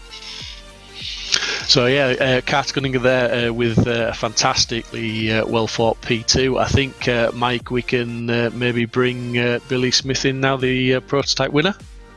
Yeah, we've got Billy Smith in now. How are you doing, Billy? Good evening. Hi. Good evening, Billy. Yeah, great drive from you. We're just speaking to Carter there very quickly. He didn't make it easy for each other, I think it's fair to say, this evening. You both had inspirational pace at different times throughout the race, but you lost the lead early on in the race with a very opportunistic move from Carter when you were struggling with a little bit of oversteer. He was there to take that opportunity, but you came back at him with only sort of around about 10 minutes to go. You got the move done on him. We thought you were going to pull away from him, but he made you work for that one, buddy. Yeah, that was a crazy race. I mean, there's a lot of respect between Carter and I. We both ran each other really clean. Yeah, you're right. I completely slipped up around trying to navigate traffic and got a little out of shape, and then had another little incident where I just kind of went off in the grass, also around traffic. And then I tried to work a little bit of strategy and try to time the traffic, and that didn't work out too well. And I came out of the pits and was like, well, that was my opportunity right there. But I was able to reel him back in, and then it was just a matter of like going for it if the opportunity ever presented itself, and I kind of had to make it stick when I did. Yeah, well, you did, buddy, and you, as you say, there was some great respect shown there. This week's track, Mid Ohio, is a new one to the calendar. Is it on your list of favourites? I think it's a pretty fun track. I might actually race there in real life later this year on lower horsepower cars. I've never actually we've never run it in Autobahn in all the seasons, and I've never driven the LMP2 here. It's the car doesn't quite like it, but the traffic makes it interesting for sure. Yeah, I mean, with the traffic we've seen at previous rounds, there's been quite a few incidents and accidents with some of the narrower tracks, but not quite so many this evening. It almost seemed like it was a little bit easier to navigate. I think what appeared to be one of the bigger issues was when you were offline with the undulation of the tracks and the weight transfers and things like that. We saw quite a few of the prototypes going off because of that this evening, and I think you had to keep your concentration levels up very, very high tonight to avoid that side of it. But fantastic race from you tonight, great drive, and on to Road America. Are you looking forward to Road America? Yes, I'm definitely looking forward to getting to one of the bigger tracks where you can lean on this car a little bit more. Yeah. Well, great drive, and thank you very much, Billy, for joining us in the commentary box to share your thoughts, and well done tonight, and good luck for Road America. I'll be there watching next time round. Thank you, guys. Look forward Thanks, to Billy. It. Great insight from Billy there. Hopefully, though, now we can bring in Ross Booth from the Pro class to have a quick chat with Ross on another class win in the Pros. Fantastic drive from you, Ross, this evening. You never really looked under too much pressure. Is that right? Well, not really. Bradley and Chris behind were keeping pace with me. I think I got lucky with traffic, and Bradley had I think he got pushed off in the last corner there, which took him out of contention. But man, those guys pushed me for every single lap out there tonight. It was a lot of fun. Yeah, I think Bradley and Christopher were battling hard, and that was sort of keeping them away from you a little bit, albeit we were talking maybe about a second, so when I say you were under pressure, I think it's fair to say a second's a reasonable gap in this, because the GT class really provides a lot of action, and you guys have really got to have your wits about you with the battles going on, and then the prototypes trying to fight their way through. it's fair to say it's pretty intense for you guys out there most weeks.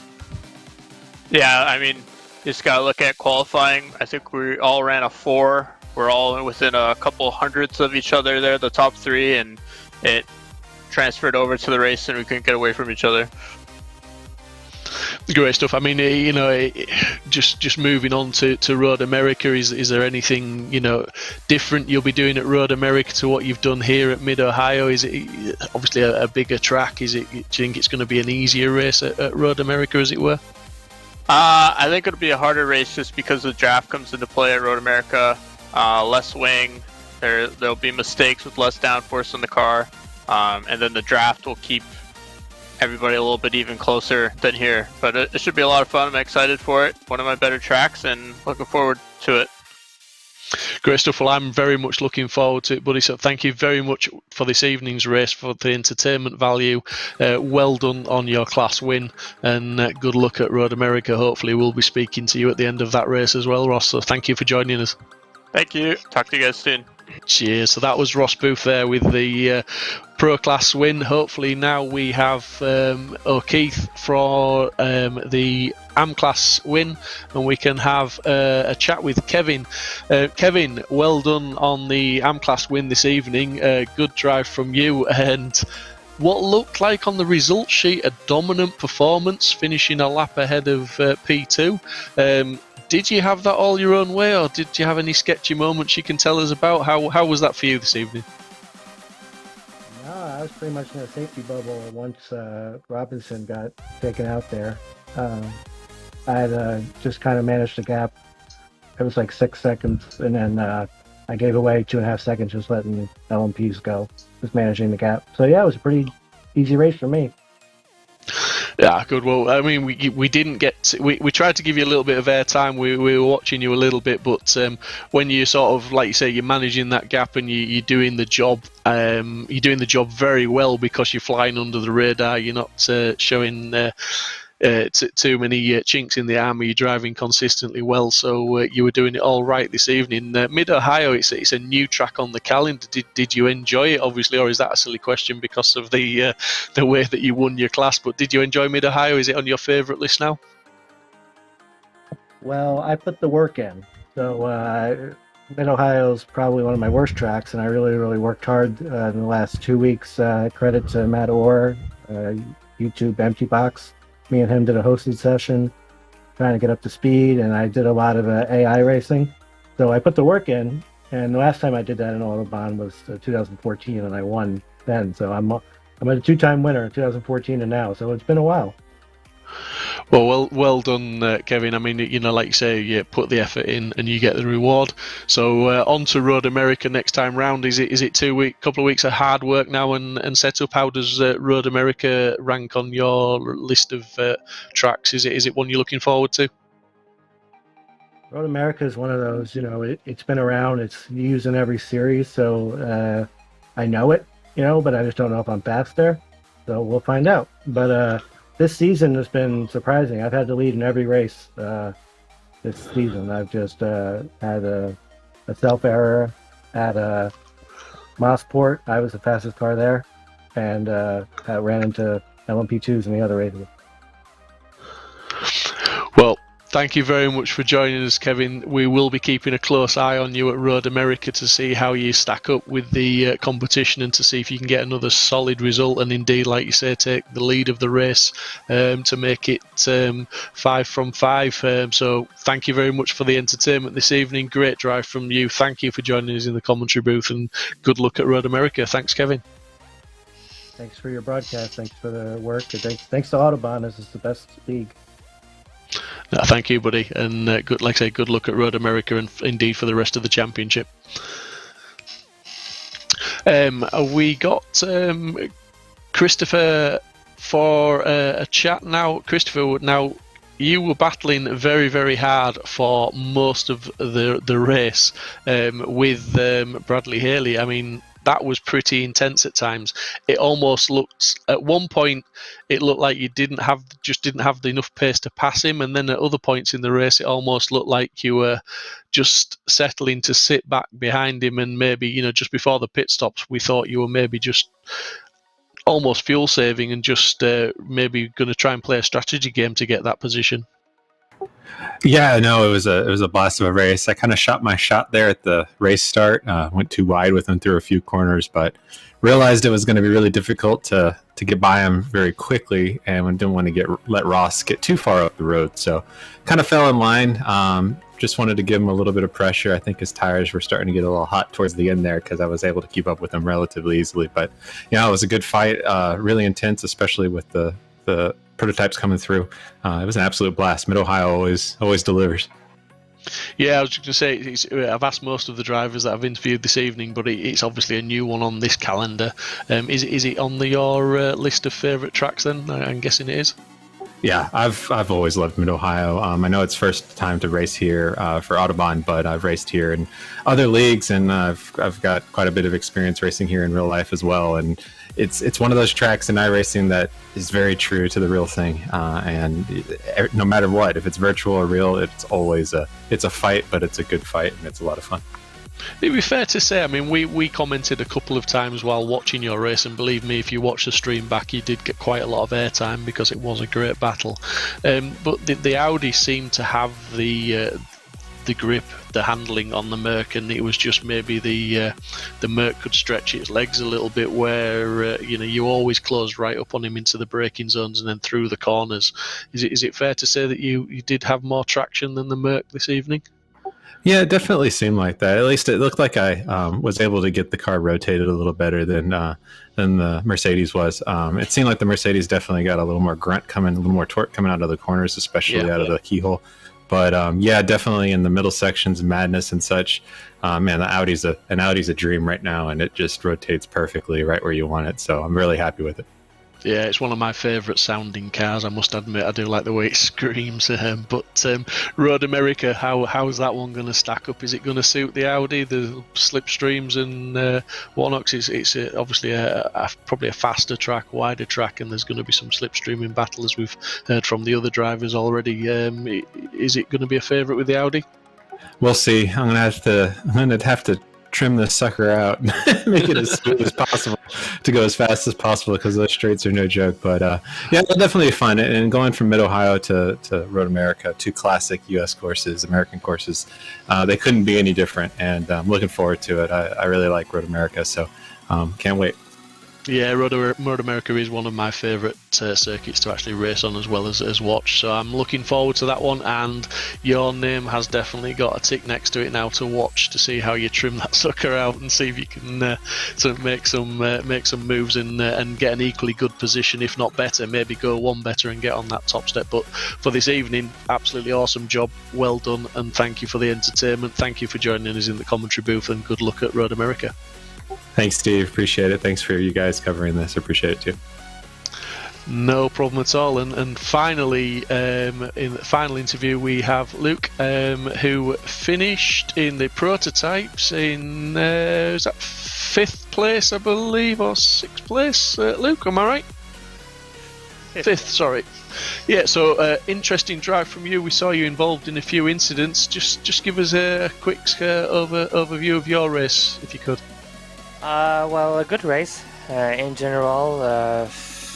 Dealing with traffic was really complicated here, mostly in the second half of the racetrack. But except that, maybe an incident with the GT car, that is not the first time that I got some problem with it. Well, needed to pass over it and try to save the last place on the podium. Well, at least we bring in the car back home with a fifth place. Yeah, I mean, this is a long championship, so it's not just about winning the races, is it? It's about scoring good points every round, and that's what you've got to be mindful of. But interesting you say there, you've got to pick your places where you pass the GT cars. out of the rounds we've had so far, this has been one of the better rounds that we've seen for passing the GT cars. There seems to have been a few less incidents. There's still been incidents, but as I said to one of the other drivers earlier, I think some of the incidents were more about the undulation of the track and the weight transfer tonight, that when you guys in the prototypes were offline trying to overtake the GT cars, it was causing some of the drivers some issues, and they were going off the track all by themselves, as it were, just because of that weight transfer. Yeah, that's a good point there. I mean, you need to have a learning process, and for some drivers it can take a little bit more time when it's not instinctively to know exactly where positioning the car on the racetrack when you see another class coming. So I guess it's just the learning curve that some drivers gonna have during the whole season long. Yeah, and again, that's fair to say, isn't it? I mean, this is round 4, and we've had a few tight corners, and it's probably fair to say that it was the track that made it maybe a little bit better for the overtakes tonight, but also the GT drivers and the prototype drivers are getting used to racing with each other on the same track, and maybe giving that space when required to let the faster cars through, and some of the prototype drivers being a little bit more patient, shall we say, rather than trying to force the way through all the time. And I think the whole season's coming together very well. How do you move on to Road America from tonight, though? What's any big changes you'd make for Road America? Is it obviously a silly question to ask a racing driver, but what do you think your chances are at Road America? Is it going to be a podium there? Maybe not a podium. I've been really close to reach a podium my first season in Autobahn in prototype. I think that the top 5, if I can bring a top 5 at home, I'm gonna be really happy. I know that I can do a top 5 on Road America, maybe more, but knowing that, example, Wolf, Koeniger, Smith, and Williams are always strong at this track, even if I'm strong there. At least a top 5 is going to be really appreciated. Well, we just want to take the time to thank you for the entertainment that you've given us this evening. You've done a really, solid job of getting that P5 tonight, and good luck for Road America. Thank you very much for joining us in the commentary booth, and good luck for the next round. Thank you very much.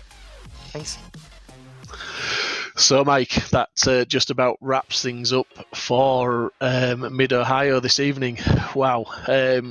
Some good racing, a little bit cleaner with the passing on the GT cars tonight, which was really good to see, and interesting to hear the comments there that potentially some of that is not just the track, it's the drivers learning to live with each other on the same piece of tarmac and allowing each other that room and giving each other a bit more time rather than forcing things. But this championship's certainly warming up, and with Dan Neese not scoring very well at all tonight, that closes things up in the top of the table with the prototypes.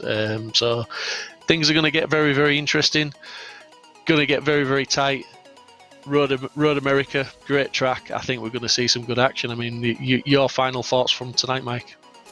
Yeah, it's what I mentioned earlier in regards to the drivers now learning about each other and when they come up against each other. I mean, that's sort of a big part of it. Next race is 90 minutes long though, so strategy and pushing a little bit too hard, as we've seen from David Williams as well, being his own worst enemy, as Ryan said before. It's going to be interesting, and I look forward to it. Ewan will be back. And I'll just control the cameras this time. I'm not sure my commentary is quite up to the scratch of his, but hey, no, we got through it, Steve.